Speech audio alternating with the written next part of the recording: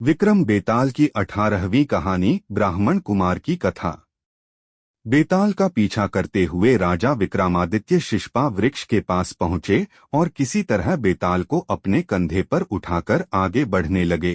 पहले की तरह ही बेताल रास्ता बड़ा होने की वजह से राजन को कहानी सुनाने लगता है। बेताल कहता है, सालों पहले की बात है, जब उज्जैन नगर में राजा महासेन राज किया करता था। उसी राज्य में एक ब्राह्मण रहता था जिसका नाम वासुदेव था। उसका एक ही बेटा था, गुणकार नाम का। तो वह गुणकार था, लेकिन उसमें कोई गुण नहीं था। वो दिन रात बस जुआ खेलता था। जुए में वह पिता के कमाए सारे पैसे हार जाता। उसकी 2 बहन भी थीं, उसे उनका भी ख्याल नहीं था। वो बस दिन रात जुआ खेलने में ही व्यस्त रहता। अपने बेटे का ऐसा हाल देखकर ब्राह्मण बड़ा परेशान हो गया। एक दिन वासुदेव ने सोचा, मैं जो भी कमाता हूँ उसे भी यह जुए में उड़ा देता है। यही सोचकर उसने अपने बेटे गुणकार को घर से निकाल दिया। घर से निकलते ही वह दूसरे राज्य पहुँच गया। वहाँ वह भूखा प्यासा घूमता रहा। न तो उसे कोई काम मिला और न ही कुछ खाने के लिए। ऐसा होते होते वह एक दिन बेहोश हो गया। पास से ही गुजर रहे एक सिद्ध पुरुष ने उसे देखा तो उसे अपने साथ गुफा में ले आए। होश में आने के बाद योगी ने लड़के से पूछा, क्या खाओगे? ब्राह्मण पुत्र कहता है, आप योगी हैं, आपके पास जो होगा आप वही खिला पाएंगे। मैं जो खाना चाहता हूँ शायद वो आपके पास न हो। इतना सुनते ही योगी ने कहा, तुम बस बताओ तुम्हें क्या खाने की इच्छा है। इतना सुनने के बाद गुणकार ने अपनी इच्छा जाहिर की, जिसे सुनते ही योगी ने अपनी सिद्धि की मदद से उसकी मनपसंद थाली प्रकट कर दी। वह लड़का हैरान रह गया। पहले उसने खाना खाया और फिर सिद्ध पुरुष से पूछा, यह चमत्कार आपने कैसे किया? योगी ने कुछ कहा नहीं, बस अंदर की ओर जाने का इशारा किया। वह जैसे ही अंदर गया तो उसे बड़ा सा महल और दासियां दिखाई दीं। सबने उसकी अच्छे से सेवा की और वह आराम से सो गया।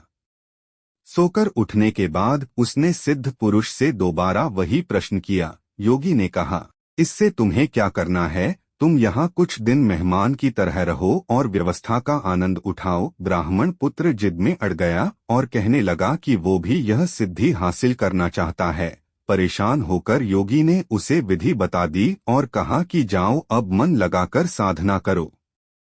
कुछ समय बाद वह साधना पूरी करके आ जाता है।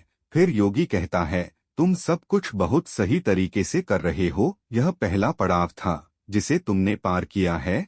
अब तुम्हें दूसरे पड़ाव की ओर बढ़ना होगा। उसने कहा, मैं ऐसा ही करूँगा, लेकिन दूसरा पड़ाव शुरू करने से पहले मैं एक बार अपने घर जाना चाहता हूँ। सिद्ध योगी ने कहा, जाओ, जरूर जाओ। जाने से पहले ब्राह्मण पुत्र ने योगी से अपने परिवार के लिए तोहफे की मांग की। योगी ने अपनी सिद्धि से उसे खूब सारे तोहफे दिए। उसके बाद उसने पैसों की मांग की। सिद्ध पुरुष ने अपनी विद्या के दम पर उसे खूब सारा पैसा भी दिया। उसके बाद उसने अपने लिए अच्छे से कपड़े मांगे।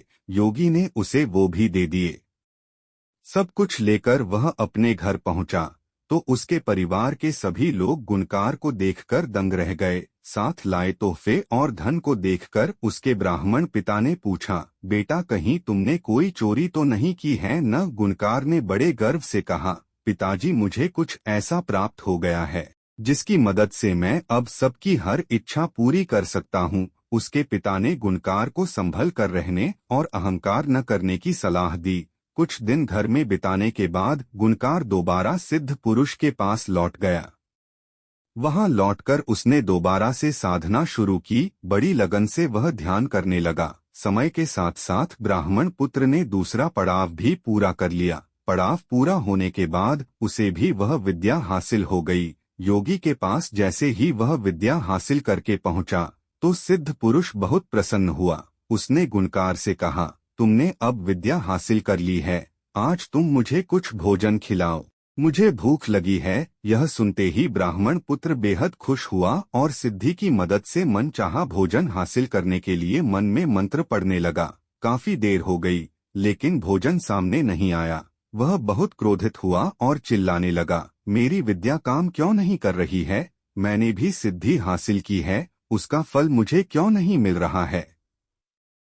इतनी कहानी सुनाते ही बेताल चुप हो गया और राजा से पूछने लगा, बताओ, इतने मन से पूरी विधि करने के बाद भी उसे सिद्धि हासिल क्यों नहीं हो पाई? विक्रमादित्य कहते हैं, बेताल, सबसे पहला कारण तो यह है कि वह विद्या हासिल करने से पहले ही घर चला गया।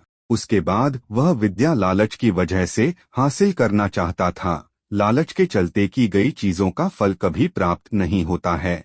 सिद्धि हासिल करने के लिए व्यक्ति को बिना लालच के कर्म करना पड़ता है।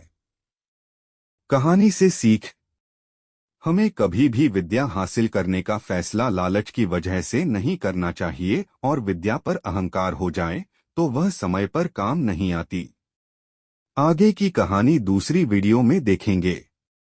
ऐसी ही और वीडियो देखने के लिए हमारे चैनल को सब्सक्राइब करें।